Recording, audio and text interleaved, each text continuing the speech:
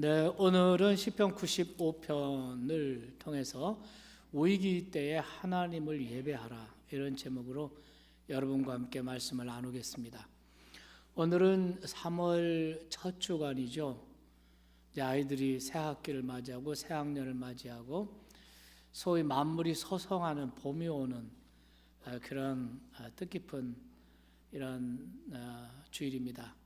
사실 신년 예배를 드린 게 며칠 안 된 것 같은데 벌써 한 시즌을 보내고 이제 3월 봄을 맞이하게 됐습니다. 이 새 봄에 여러분의 심령에 예수 생명이 약동하길 바라고, 아멘. 여러분이 가슴에 품고 기도하는 그들에게도 그 예수님의 생명이 전달되기를 축복합니다. 오늘 설교의 제목을, 말씀의 제목을 여러분 다 같이 한번 해주세요. 자, 시작. 위기 때에 하나님을 예배하라. 인생을 살다고 보면 누구나 위기라는 걸 만나게 됩니다. 개인도 그렇고 공동체도 그렇습니다. 개인이 건강에 있어서나 사업에 있어서나 위기를 만날 때가 있습니다. 또한 관계에 있어서 위기를 만날 때 있습니다. 이 관계에 있어서 위기를 만날 때는 그 일터, 그 직장 생활을 하기가 참 힘들죠. 그래서 그 위기를 극복 못하면 뭐 할 수 없이 직장 생활을 하긴 하지만 그 관계 때문에 매우 힘들고 어렵게 되는 것을 볼 수가 있고, 또 교회 생활을 할 때도 사람과 사람 사이, 성도와 성도 사이에 그 관계가 위기가 와서 참 힘들 이런 교회 생활을 할 때가 없잖아 있습니다.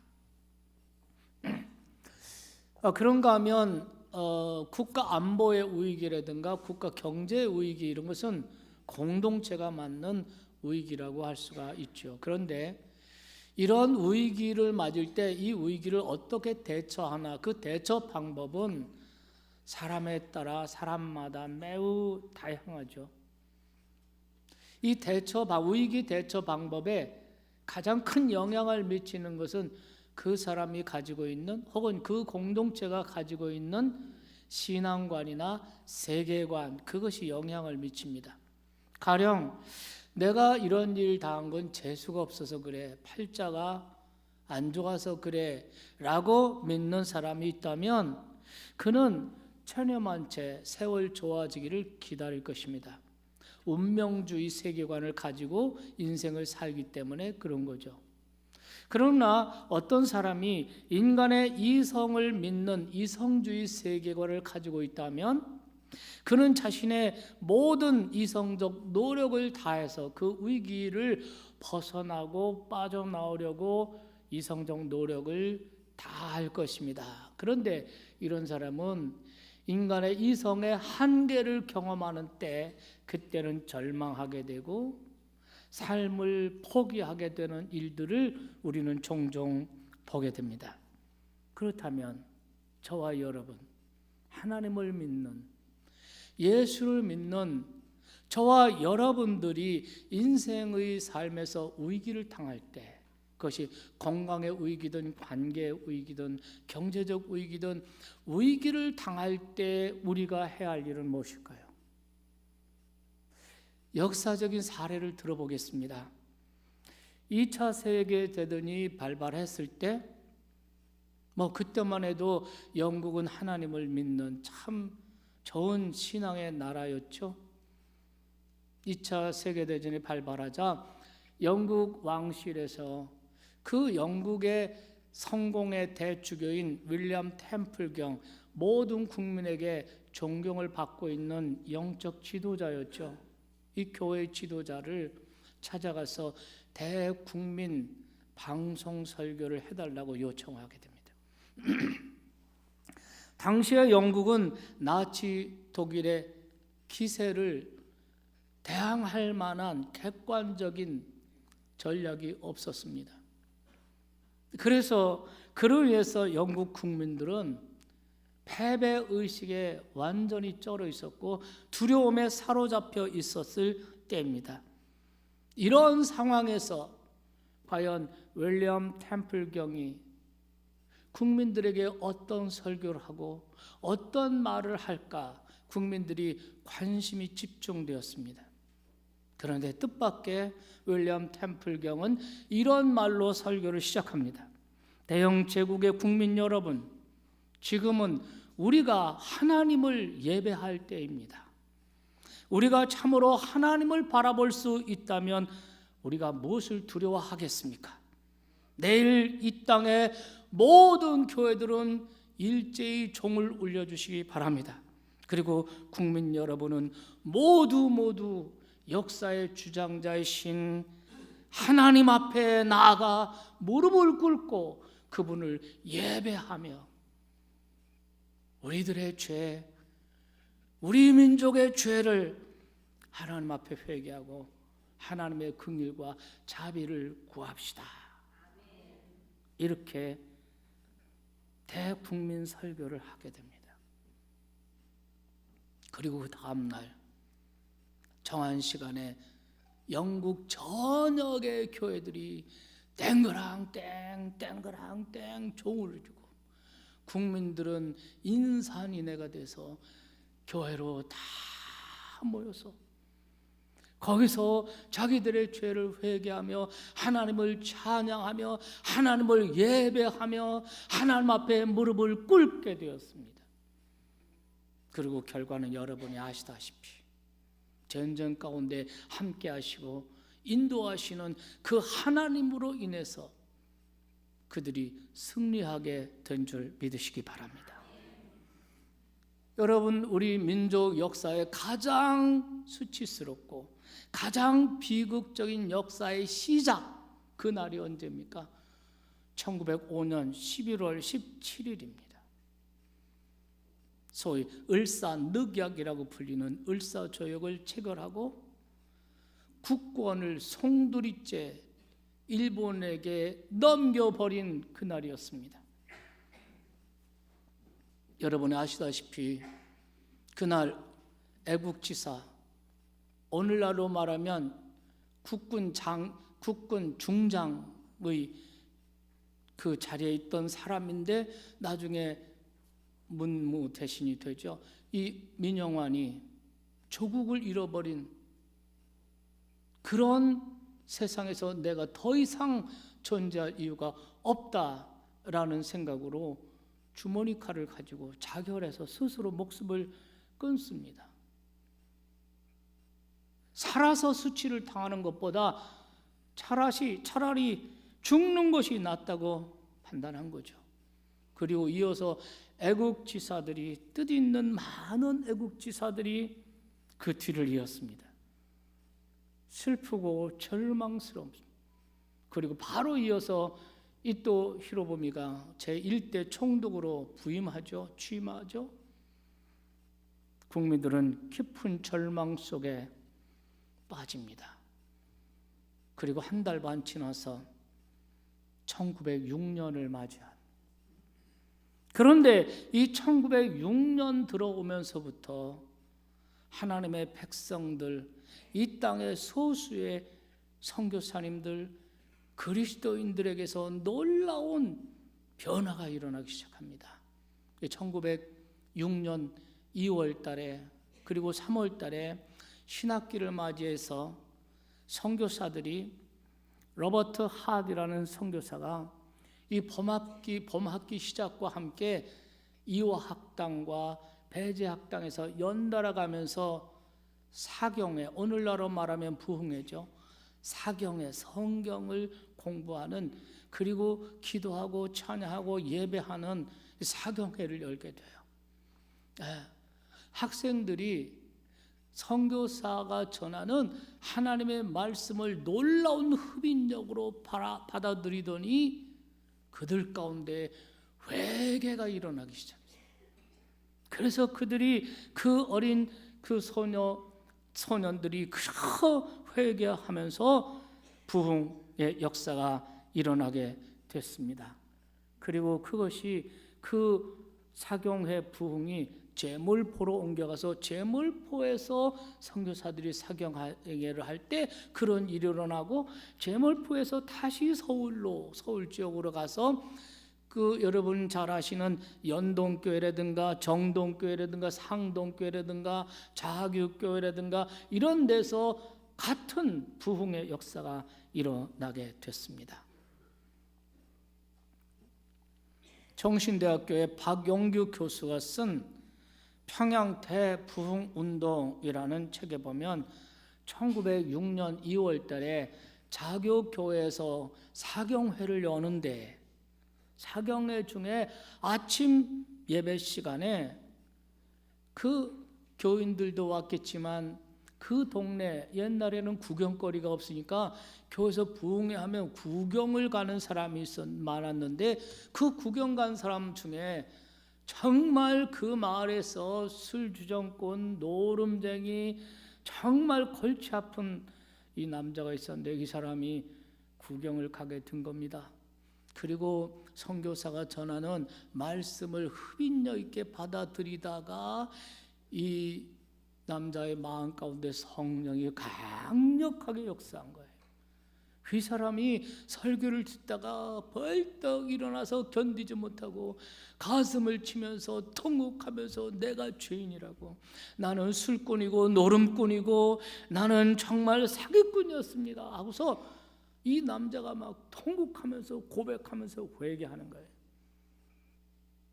그러자 그 가운데 있었던 모든 성도들이 다 마음 가운데 성령의 역사함으로 자기들의 죄를 바라보면서 통회하며 자복하는 회개의 역사가 일어난 것입니다. 이때 부흥의 공통적인 현상은 죄에 대한 강력한 회개와 자복 운동이었습니다.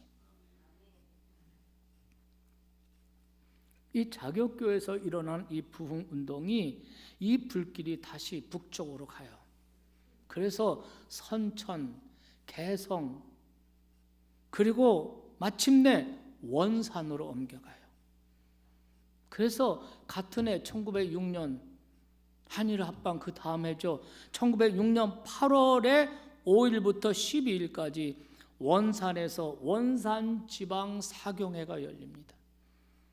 여기에 강사는 감리교 선교사 하운셀, 침례교 선교사 펜윅 등이 강사가 돼서 하나님의 말씀을 읽고 그 말씀을 설교하고 하나님을 찬양하고 기도하고 그들이 전심으로 하나님을 예배하고, 그럴 때 역시 설교하는 선교사님, 강사 자신이 먼저 회개하고 자기 죄를 제복하고 참석한 모든 성도들에게 강력한 성령의 부흥이 일어나요. 이것이 10월대로 목포에서 또 일어나요. 전라도 목포 지역에서. 그래서 여러분 지금도 남한에서 가장 복음이 많이 복음화가 된 전라도 지역입니다.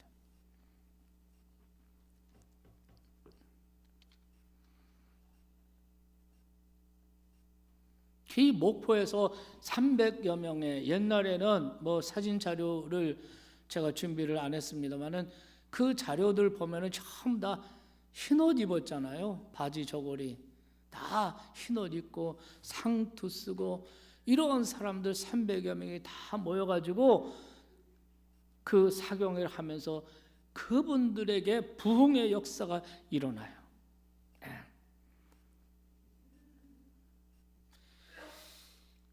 우리가 교회에서 우리 다 같이 통성으로 기도합시다. 이 통성 기도가 바로 그때 등장하기 시작했습니다.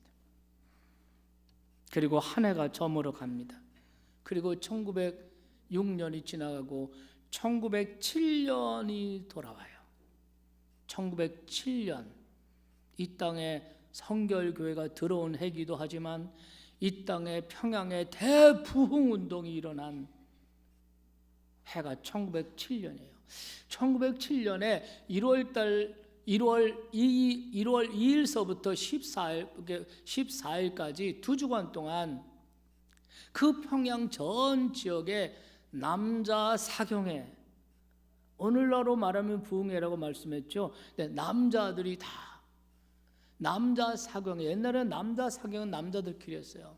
남녀 7세 부동석 이래가지고 남자들이 쫙 모이는데 그저 2주 동안 모여야 하니까 뭐 양식도 싸우고 솥단지도 걸고 그러면서 밥을 해 먹으면서 2주 동안 성경을 공부하고 기도를 하고 이렇게 처음에는 한 1000명쯤 모였다고 그랬고 중간에 1500명이 되고 그리고 마지막 부분에는 2000명이 되었다고 합니다. 이렇게 모여서 그들이 하나님 앞에 기도하고 그들이 간구하고 그랬는데 연세대학교의 그 백낙준 박사라는 이름 한국 교회사의 가장 권위 있는 분이시죠. 이 백낙준 박사는 이렇게 1월 2일부터 쭉 시작했는데 평범하게 사경례가 진행이 됐다는 거예요. 그런데 마지막 날 14일 저녁에 밤에 성령의 강력한 역사가 일어났는데 거기서 설교 듣고 있던 그 장로 가운데 길선주라는 장로가 있어요. 여러분 민족 지도자 가운데 한 분이시고 또 3.1 운동 33명의 그 서명한 분 가운데 민족 대표 가운데 하나인데 이 길선주 장로님이 얼마나 사람들에게 믿는 사람들 믿지 않는 사람들 막론하고 정말 존경받는 훌륭한 인품의 길선주 장로님이 이 설교를 듣고 이 예배에서 자기 죄를 깨닫기 시작했어요. 그는 자기 아주 절친이 세상을 떠나면서 나머지 재산을 잘 정리해서 그래서 내 아내 앞으로 다 이렇게 해달라는 부탁을 받았는데 그런데 이 길선주 장로님이 장로고 존경받는 민족 지도자고 이런 분이 미화로 $100를 인마에 포켓한 거예요.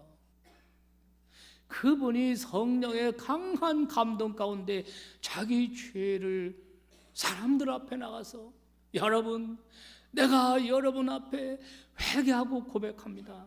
나는 이런 놈입니다 하고서 막 철철 울면서 자기 죄를 고백하며 하나님께 용서를 구하니까 사실 여러분 이 장로님만 그렇겠습니까? 여기에 있는 2000명 정도 그 모든 성도들이 다 자기의 죄를 회개하고 통해 자복하고 눈물로 하나님께 기도하고 그리고 그들이 다시 새로운 사람으로 일어나게 된 줄로 믿습니다. 그 사람들은 술 주정뱅이가 술을 끊고 노름하던 사람이 노름을 그날부터 끊고 첩지를 하던 사람이 다 재산을 정리해서 첩을 독립시키고 그 가정을 정결케 하고 이런 변화의 역사가 일어나는 그런 기록들이 지금도 계속 많이 있습니다. 언젠가 총회를 갔는데 그 어떤 목사님이 쪽지를 나눠줘요. 조그만 소책자를 나눠줘요. 사람들이 뭐 책을 만든 것도 펌이 없이 만들고 그래서 사람들이 안 읽었는데 안 읽더라고요. 근데 나 이게 뭔가 하고서 처음 읽다가 끝까지 읽게 됐어요. 회의 중에 앉아가지고 책 읽었어요. 내가 얼마나 은혜 받고 감동받은 구체적으로 그런 사례들, 회개한 사례들. 어떤 그 첩을 거느리고 있는 어떤 남자가 그 회개하고 어떻게 했는지 막 이런 그야말로 놀라운 부흥의 역사가 일어나게 된 것이죠. 여러분 1907년에 일어난 이 평양 대부흥운동은 기독교 2000년 역사 가운데 제일 처음에 성령의 부흥이 사도행전 2장에 마가의 다락방에서 일어나지 않습니까? 마가의 다락방 성령 강림 사건 이후에 기독교 2000년 역사에 성령이 강력하게 일어나서 세상을 변화시킨 이러한 대부흥운동 7대 부흥운동 가운데 하나가 평양 대부흥운동이에요. 지난 선교대회 때 우리 이사님 가운데 강명국 박사 그분은 한국교회 평양 대부흥운동을 연구해서 박사를 받았어요. 이분에게 강의 시간을 드렸어요. 그래서 우리 선교사님들에게 이 평양 대부흥 운동에 대한 강의를 2시간 한 거예요. 여러분, 이 강의가 끝날 거의 이제 마무리되는 순간부터 우리 선교사님들은 뭐 흑흑거리고 울고, 어떤 선교사님들은 이 의자에 앉았다가 바닥에 내려서 무릎을 꿇고 기도가 시작된 거예요. 그날 성령이 우리 IMTC 선교사님들을 충만하게 하시고 그들에게 놀라운 부흥의 역사가 일어나고, 그 다음에 여러분 그분들이 그 페이스북에 올리는 거라든가 혹은 선교 서신에 보내는 거 보면은 그 얘기가 많아요. 그 강의, 한국교회 부흥 운동에 대한 감동을 받고 자기도 성령의 사람으로 그렇게 자기 땅에서 복음의 부흥을 일으키겠다, 이렇게 이런 얘기 많이 있는 것을 볼 수가 있습니다. 그런데 여러분, 아까 말씀하신 그 백낙준 박사가 이렇게 평양 부흥 운동에 대한 이런 역사 해석을 내립니다. 이것은 장차 한국 민족을 당신의 백성으로 삼으시려는 하나님의 놀라운 섭리이자 장차 직면해야 할 민족의 더 큰 시련의 때를 예비하시려는 하나님의 깊으신 뜻이 있었다.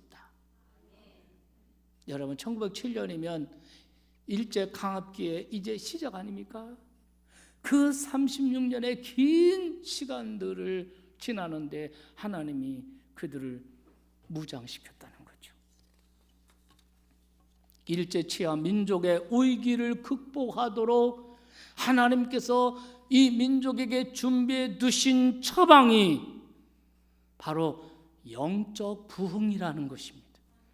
그리고 그 핵심에 예배가 있었다는 것이죠.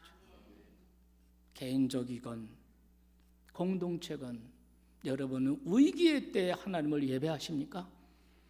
오늘 우리가 읽은 시편에서 시편 기자는 위기를 만날 때 하나님의 백성들이 해야 할 일이 바로 예배라고 말하면서 예배로 그들을 초대하는 것을 볼 수 있습니다. 본문 1절을 보겠습니다. 오라, 초대죠. 오라, 우리가 여호와께 노래하며 우리 구원의 반석을 향하여 즐거이 외치다. 오라, 우리가 굽혀 경배하며 우리를 지으신 여호와 앞에 무릎을 꿇자. 예배로 초대를 하고 있는 것입니다. 예배로 초대를. 성경학자들은 대부분 이 시편 95편은 이스라엘 백성들이 애굽을 떠나서 출애굽해서 광야 생활에서 만나는 많은 시련, 그들의 방황, 그것을 회고하면서 기록한 시, 이렇게 얘기를 하고 있습니다. 여러분, 지난 주안까지 여러분 출애굽기를 읽으셨죠? 이스라엘 백성들이 그 애굽에서 어떻게 나와서, 그 애굽에서 홍해를 건너서 나와서 그 광야의 여정들을 여러분이 지금 읽고 계십니다. 민수기도 계속 그 이야기가 있을 겁니다. 여러분, 그 말씀을 읽으면서 여러분은 이스라엘 백성들을 향해서 어떤 생각이 듭니까? 세상에 하나님이 10가지 재앙으로 바로를 깨시고 결안으로 바울을 깨듯이 정말 바로의 권세를 깨뜨리고 그들을 인도해내지 않았습니까? 홍해를 육지같이 갈라주시고 지나가게 하지 않으셨습니까? 쓴 물이 단물로 바꿔지지 않으셨습니까? 그런데 여러분, 그들은 그렇게 하나님의 은혜, 하나님의 놀라운 일들을 경험하면서도 틈만 나면, 어려움만 있으면 위기 때마다 하나님을 원망해, 마음을 강팍하게 하고 하나님을 원망하고 감사는 다 잊어버리고 모세 지도자를 원망하는 이런 모습을 보시지 않습니까? 그래서 10절 말씀에 이렇게 말하죠. 10절 보시겠습니다. 내가 40년 동안 그 세대, 그 광야 세대로 말미암아 하나님이 많이 근심하셨다는 거예요. 그들이 마음을 강팍하게 하고 그들이 미혹을 받아 하나님을 떠나고 거역하고 이랬다는 거예요.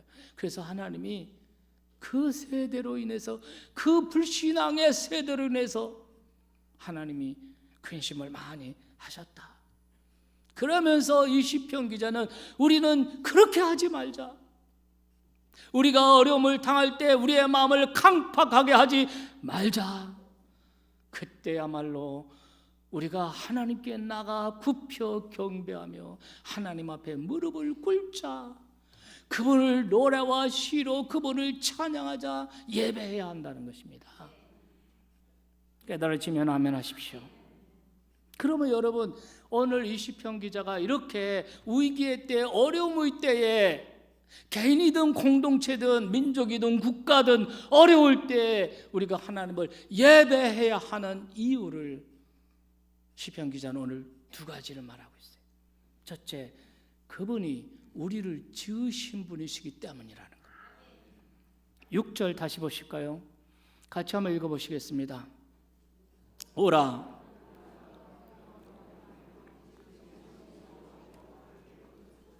여기 보면은 우리를 지으신 여호와 이런 말이 있어요.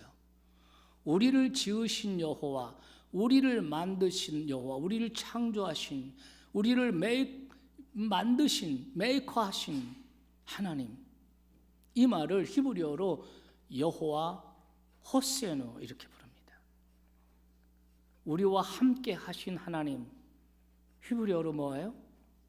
임마누엘. 우리의 승리의 깃발이 되시는 하나님, 히브리 말로 뭐예요? 여호와 니시. 여호와는 우리의 목자, 여호와 로이.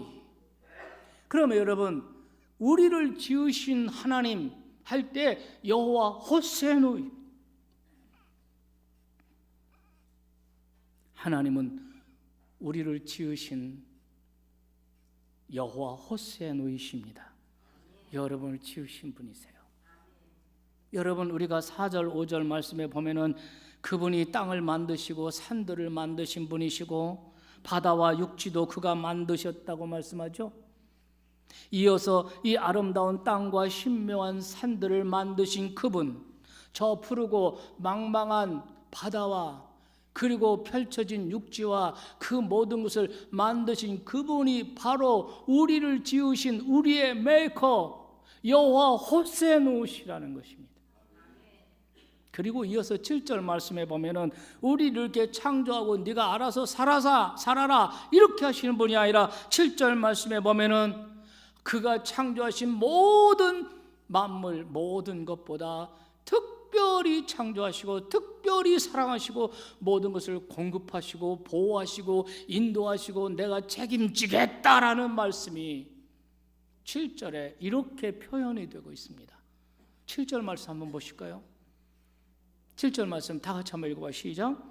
그는 우리의 하나님이시요 우리는 그가 기르시는 백성이며 그의 손이 돌보시는 양이기 때문이다. 아멘. 이렇게 말합니다. 그분은 우리의 창조주이시며 동시에 우리를 기르시며 우리를 케어하시고 우리를 보호하시는 섭리자시라는 것입니다. 우리는 그분의 양이고 그분은 우리의 목자라는 것입니다. 그래서 그 다음에 뭐라고 말씀하십니까? 그러니 어떻게 하라는 것입니까? 그러니 너희는 그분의 음성을 들어라. 믿습니까? 그분의 음성을 들어야 한다. 왜 그렇습니까? 그분이 우리를 지으시고 그분이 우리를 책임지시고 보호하시고 인도하시고 공급하시고 우리를 책임지고 양육하신다면 우리가 할 일이 무엇이겠습니까? 그분을 바라고 그분을 신뢰하고 그분에게 순종하는 것 밖에 무엇이 더 있겠습니까? 우리가 그분의 양이라면 그분은 다시 우리의 뭐입니까? 우리들의 목자가 되십니다. 여러분 생각해 보세요. 양에게 모든 문제, 양에게 많은 문제들이 있죠. 먹어야 하는 문제, 푸른 초장, 쉴 만한 물가, 그리고 온갖 질병들, 또 상처들, 위험들, 방향, 이런 많은 문제가 있지만 양의 모든 문제는 목자만 곁에 있어 주신다면, 그리고 우리가 기꺼이 그분을 따른다면 양들의 모든 문제는 완벽하게 해결될 수가 있는 것입니다. 목자가 양을 푸른 초장으로 인도하며 쉴만한 물가로 인도하시며 우리를 쉬게 하시고 우리를 누이게 하여 주십니다. 목자가 양들이 방향을 모르고 길을 잃고 방황할 때 그분은 우리의 앞에 서서 우리를 인도하여 주십니다. 우리가 웅덩이에 빠질 때 그분은 우리를 건져내 주십니다. 그가 사망의 음침한 불안과 두려움의 그 골짜기를 지날 때 하나님이 우리와 함께 하시며 막대기와 지팡이가 되어서 우리를 보호하신. 여러분, 그렇다면 우리가 걱정하고 우리가 두려워할 일이 뭐 있겠습니까? 걱정할 일이 없습니다. 근데 문제는 우리가 그분의 음성을 듣지 못한다는 거예요. 문제는 우리가 그분의 음성에 순종하지 못하는 것입니다. 그러므로 여러분, 인생의 위기가 닥칠 때 하나님을 모르는 사람이라면 어쩔 수 없죠. 그러나 하나님을 아는 사람이 위기를 당하고 인생의 어려움을 당할 때 그때 우리가 해야 할 일은 다른 것이 아니라 하나님을 예배하는 일이에요. 나의 창조자이신 나를 만드신 여호와 호세노, 그분 앞에 나아가 엎드려야 돼요. 그분을 예배하셔야 돼요. 그리고 그 예배 가운데 그분이 나에게 들려주시는 음성을 듣고 순종하셔야 됩니다. 여러분, 이스라엘 백성들, 여러분 출애굽기 읽으셨잖아요. 이스라엘 백성들이 광야 생활에서 하나님이 함께 하시고 하나님이 인도하시고 그런 인도를 받으면서도 그들이 실패한 이유가 무엇입니까? 애굽에서 나온 사람 1세대요 다 광야에서 다 엎드려 죽었습니다. 가나안 땅에 들어간 사람이 2세들입니다. 왜 그랬을까요? 분명히 광야의 시련 중에도 하나님은 자신의 백성들과 함께 하셨고 그들을 인도하셨습니다. 낮에는 구름 기둥으로, 밤에는 불 기둥으로 그들과 함께 하시고 인도하지 않으셨습니까? 그렇게 하지 않으셨습니까? 그런데 왜 실패했냐 이거예요. 왜 그들이 실패했나 하는 것입니다. 두 가지를 게을리했어요. 첫째는 그들이 제대로 예배하지 않았습니다. 두 번째로는 그들이 주님의 음성을 듣고 제대로 순종하지 않았습니다. 사실상 예배의 목적은 순종하는 데 있습니다. 예배의 자리에서 주님의 음성을 들으셨다면 그 다음에는 순종하는 것뿐입니다. 그런데 이스라엘 백성들은 예배 자체도 게을리했을 뿐만 아니라 예배를 드리더라도 의식적이었습니다. 하나님의 음성을 듣지 못하고 주의 음성을 들었다 할지라도 순종하지 않았습니다. 여러분, 우리가 주중에 목장 모임을 갖죠. 저는 우리 참정교회 생활에서 제일 노른자, 제일 중요한 게 목장 모임이라고 생각합니다. 목장 모임을 주중에 가져요. 그래서 소그룹이 모여서 주일날 들었던 말씀, 주일 예배의 자리에서 내가 들었던 주님의 음성을 가지고 나눠요. 그리고 그 주의 말씀을 어떻게 순종할 것인가를 가지고 나누는 것입니다. 그런데 11절에 보면 이스라엘 백성들은 마음이 미혹되어서 하나님을 떠나서 마음을 완악하게 하고 하나님의 말씀을 순종하지 않았다는 겁니다. 주일학기 계속 읽으셨잖아요. 그들이 계속 순종하지 않잖아요. 계속 거역하잖아요. 그래서 하나님이 오늘 이 시편 기자를 통해서 말씀합니다. 그때 하나님의 마음이 그 세대를 인해서 많이 근심하고 하나님이 그들을 징계하지 않을 수가 없었다는 것입니다. 묻겠습니다. 우리는 어떤가요? 당신은 어떻습니까? 위기의 때 우리가 하나님을 예배해야 할 두 번째 이유로 시편 기자는 그분은 우리의 반석이시기 때문에, 반석이라는 말을 히브리어 말로 술이라고 합니다. 하나님은 우리의 여호와 술이, 우리의 반석이신 하나님 여호와 수리.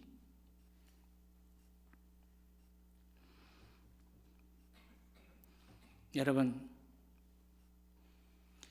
우리가 인생의 여정 가운데 제일 위험하고 참 위기의 때가 언제입니까? 방황하는 때예요. 청소년 자녀들이 방황하죠. 청년들이 방황하죠. 결혼하고 가정생활을 하다가 애도 낳고 그런데 이 남자가 방황하죠. 이 여자가 방황하죠. 여러분, 인생을 살 때 제일 위험한 타이밍이 방황일 때. 왜 방황하는지 아세요? 인간이 방황하는 모든 방황의 원인은, 뿌리는 우리가 지은 죄 때문에 그런 것입니다.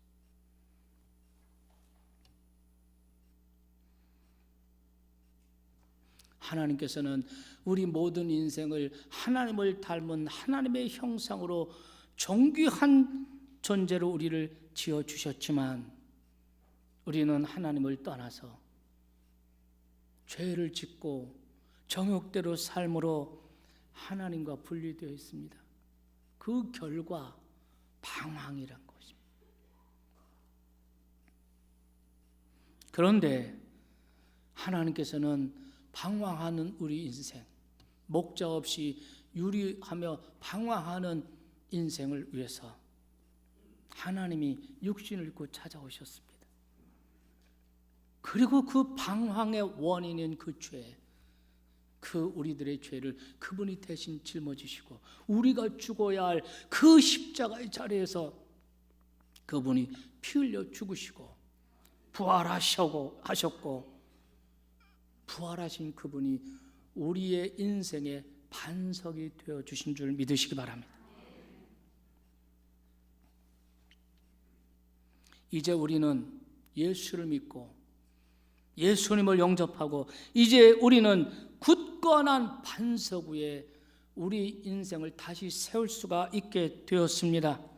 우리는 이 반석의 그늘에서 참된 쉼을 얻게 되었고 다시 일어날 용기를 얻게 되었습니다.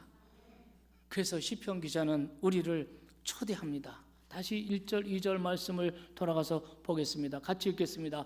오라 우리가 여호와께 노래하며 우리 구원의 반석을 향하여 즐거이 부르자. 우리가 감사함으로 그 앞에 나가며 시를 지어 즐거이 노래하자. 한마디로 그분을 예배하자는 것이에요. 감사와 찬양으로 우리의 노래와 시로 그분을 예배하자는 것입니다. 왜요? 그분이 우리를 창조하신 뿐만 아니라 그분은 우리의 인생 길의 반석이 되어주셨기 때문인 것입니다. 여러분, 저는 필리핀 선교지에서 지진을 한번 경험했습니다. 밖으로 튀어나왔어요. 저는 이게 뭐지? 하는데 선교사님은 여러 번 경험했으니까 목사님 지진입니다. 그래서 밖으로 나왔어요. 밖으로 나와가지고 소리를 지릅니다. 그때 그 센터에 단기 선교팀 70명이 들어와 있었거든요. 청년들. 그러니 뭐 얼마나 급합니까? 혹시라도 이게 지붕이 무너진다든가 하면 얼마나 위험해요. 그 애들 다 한국 애들이에요. 나와가지고 밥 먹으라고 할 종 치는 거 있어요. 종도 치고 소리들 치는데 얘들이 꾸물꾸물대고 얘들은 이게 지진인지 모르는 거야. 그래서 결국 애들이 다 나와가지고 그 정원에 이렇게 서 있는데 나는 내가 발 딛고 서 있는 이 땅이 흔들리는 거는 처음 경험했어. 금방 말이죠. 이 울렁증이 생기고 불안하고 뭐 금방 뭐 이게 계속되면 정말 어떻게 될 것 같아. 그렇게 경험하고 났는데 그날 건물에 들어가서 잘 수가 있어요? 그 일로일로에 있는 사람들이 전부 다 길거리에 나와가지고 거기서 길거리에 누워서 자고 그러는데 거기서 잘 수는 없고 그리고 괜찮겠지 하고 들어갔는데 잠에서 벌떡벌떡 깨는 거야. 이거 움직이는 것 같았고 그래서 샤워실에 가서 샤워를 하는데 비누칠을 하는데 눈을 감잖아요. 눈을 감는데 갑자기 막 움직이는 것 같아.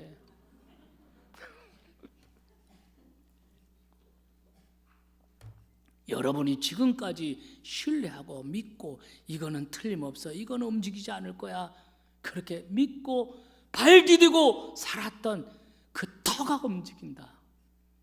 그것보다 불안한 게 어디 있어요? 그것보다 불안한 게 어디 있어요?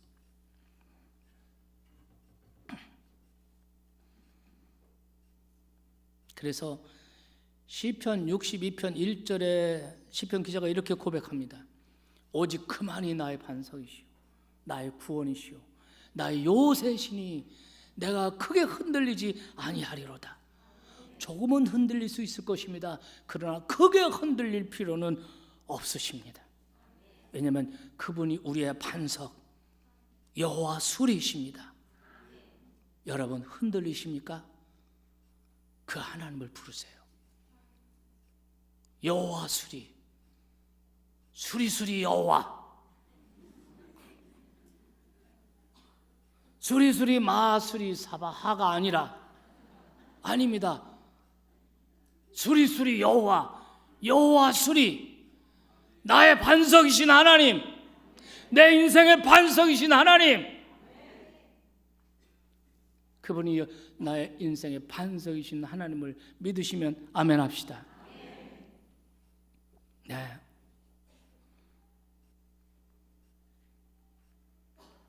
우리 민족이 그 일제 강점기에 방황하던 그 시절, 그 주님은 우리 민족의 반석이 되어 주셨어요. 그리고 지금도 그분은 여전히 오늘의 방황 속에서 우리 민족의 유일한 반석인 줄 믿습니다. 백덕준 박사님이 그 평양 대부흥 운동에 대한 역사 해석을 내릴 때 하나님이 이 백성을 특별히 선택하셔서 쓰시려고 이 부흥의 역사를 주시고, 그리고 일제 36년 그리고 6.25 전쟁, 그 민족이 겪어야 할 그 숱한 시련을 견뎌내고 승리하고 이겨내게 하기 위해서 하나님이 배려해 주신 영적 부흥.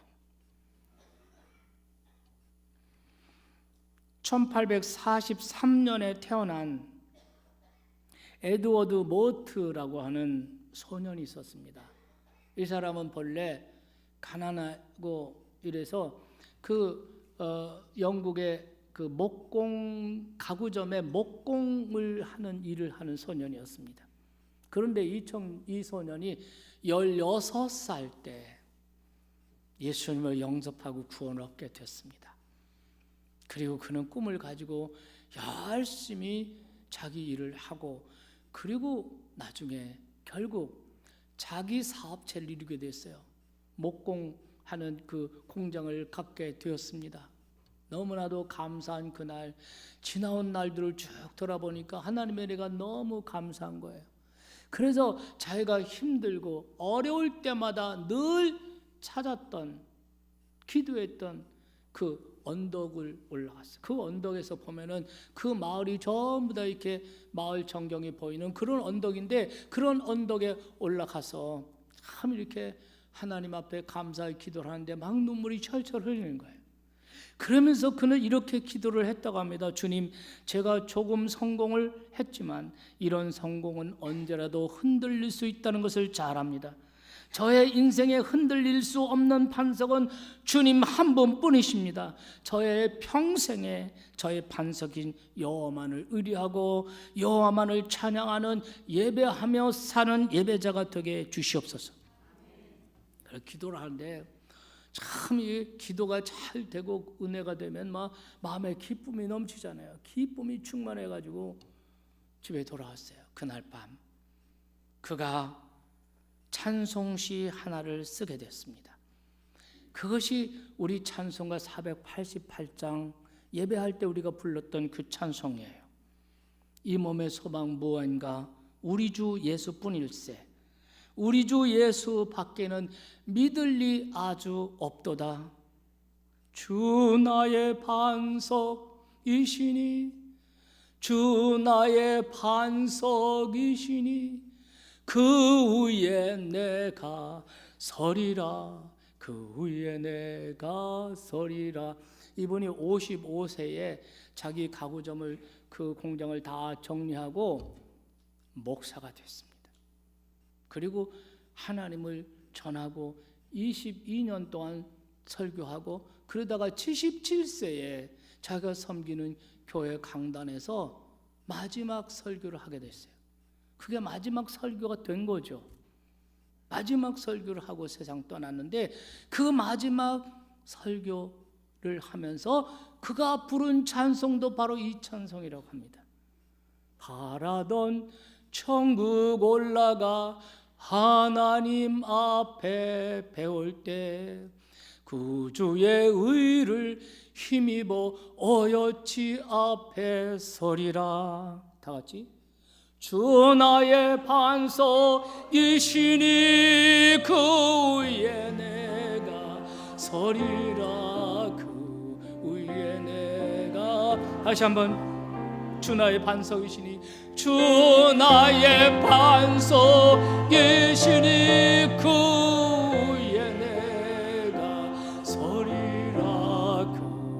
그 위에 내가 서리라.